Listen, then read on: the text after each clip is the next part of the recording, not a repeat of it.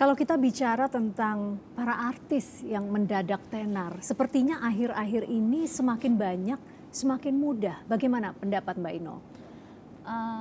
Kalau menurut saya sih sah-sah aja ya, karena memang semakin semakin bertambah tahun, semakin mudah untuk mendapatkan popularitas. Beda sama zaman saya dulu kan, jadi ya sebenarnya ada sedikit rasa iri ya sama mereka-mereka kalau Irinya kenapa? Karena kalau ini Mbak iya. Ino kan saya ingat melejit itu paling melejit 2003. Tapi kan sebelum 2003 itu ada perjalanan panjang ya Perjalanannya Mbak Ino panjang ya, yang tidak harus kita instan lalui. begitu.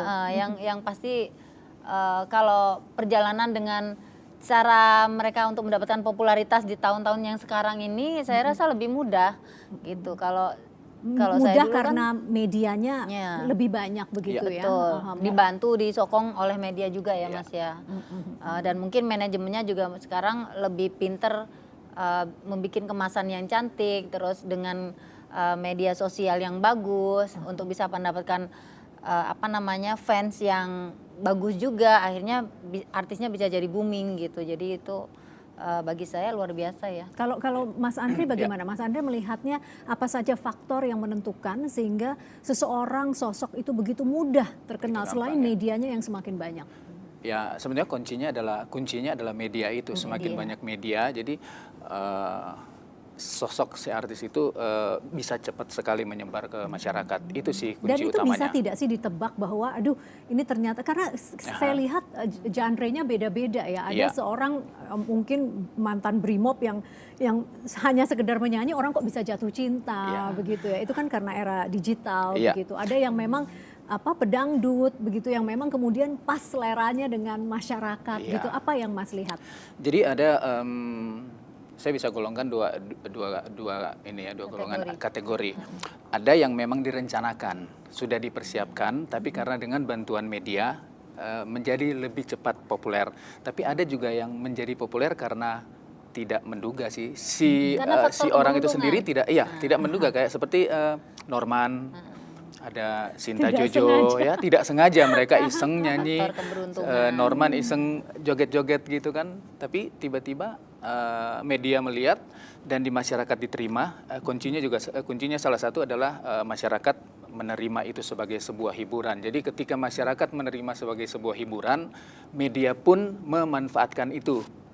Ya. Tapi Mbak Inul sendiri, katakanlah ini sudah begitu melejit sejak tahun 2003. Sekarang udah tahun 2015 masih tetap eksis. Apa resepnya Mbak?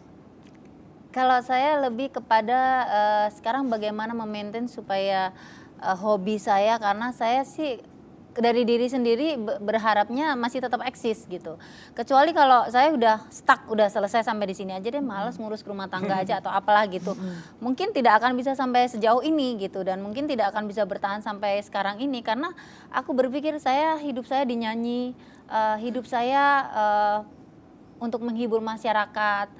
Terus apalagi ya pokoknya saya pengennya saya masih cinta banget dengan pekerjaan ini, makanya saya harus tetap konsisten. Saya bagaimana caranya supaya aku masih tetap dilihat orang, bagaimana supaya orang itu bisa tidak lupa dengan saya.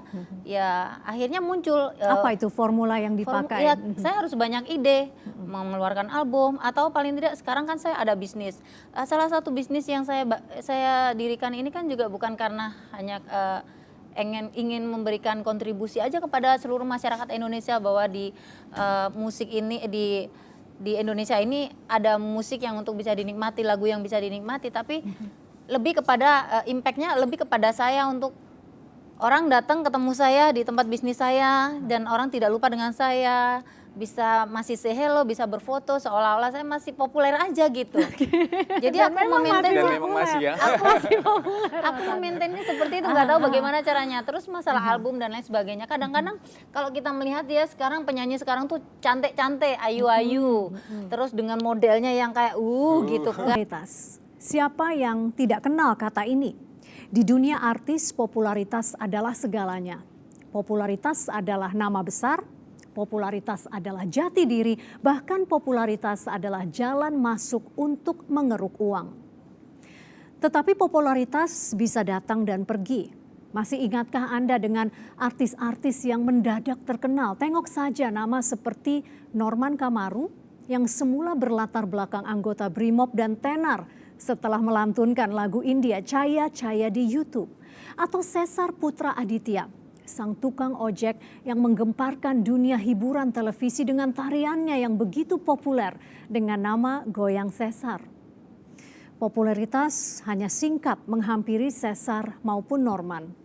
Kini mereka terasa seperti dilupakan, kembali ke kehidupan biasa dan Mas Andre melihat kenapa seorang Inul Daratista ini bisa eksis hingga sekarang. Apa saja faktor yang Mas Andre lihat? Ya tentunya faktornya bahwa Mbak Inul sendiri bisa tetap menggali kemampuan dia, talentanya. Karena kita kembali kalau kita hubungkan dengan instan tadi bahwa kalau saya pribadi tidak yakin bahwa instan itu menjadi jaminan untuk akan selalu di atas gitu. Karena kembali lagi akhirnya ke talentanya si artis itu sendiri. Jadi kayak contoh tadi beberapa contoh yang misalnya Norman gitu kan. Dia menjadi populer karena bukan karena kemauan sendiri sebetulnya, tapi karena media dan diterima masyarakat. Tapi dia sendiri sebetulnya talentanya sebagai penyanyi tidak, menurut saya tidak mumpuni untuk lanjut ke tingkat yang lebih tinggi. Jadi ketika dia harus justru keluar dari Brimob, dia justru sudah meninggalkan ciri khas yang membuat dia dulu populer. Jadi ketika keluar dari Brimob, menurut saya ya disitulah sudah berakhir karirnya ya kalau saya bilang gitu. Jadi berarti yang tadi yang saya tangkap adalah talenta yang mumpuni ya.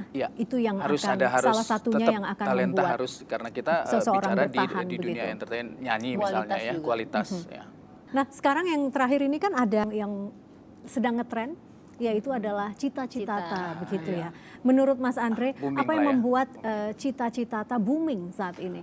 Kalau saya melihat justru dari sisi lagunya itu sendiri, jenis lagunya. Dangdut memang akhir-akhir ini dangdut lagi mulai naik lagi, mulai booming lagi dangdut di saat yang tepat gitu.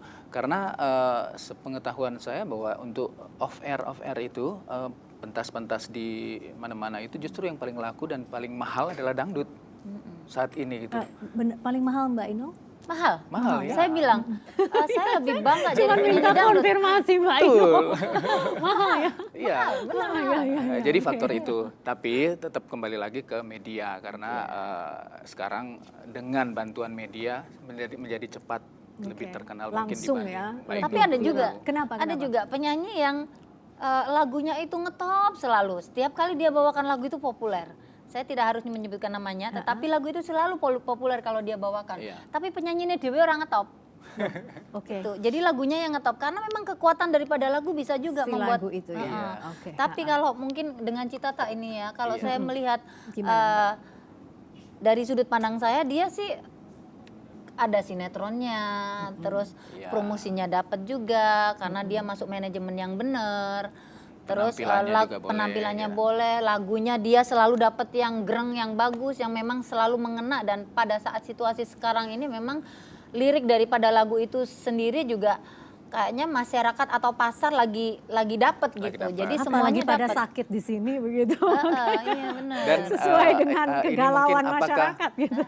Apakah kehebatan dari tim manajemennya, tim promonya untuk memunculkan kata-kata sakitnya tuh di sini, mempopulerkan itu, ya itu bagian dari strategi untuk populer sih. Baik kalau begitu. Tapi yang jelas tidak ada satu formula khusus ya. Kalau setelah terkenal kemudian bagaimana bertahan. Dan tadi kalau saya tangkap apa yang disampaikan Mbak Inul, tidak ada kesuksesan tanpa kerja keras Mbak Inul, begitu ya. Betul. Walaupun sekarang tidak capek lagi kan. Harus capek. Masih capek ya? Iya harus capek. Capek dibalut dengan kemewahan mungkin. Capeknya. Baik Mbak Inul Daratista, Mas Andre, terima kasih telah berbagi cerita di Sudut Pandang.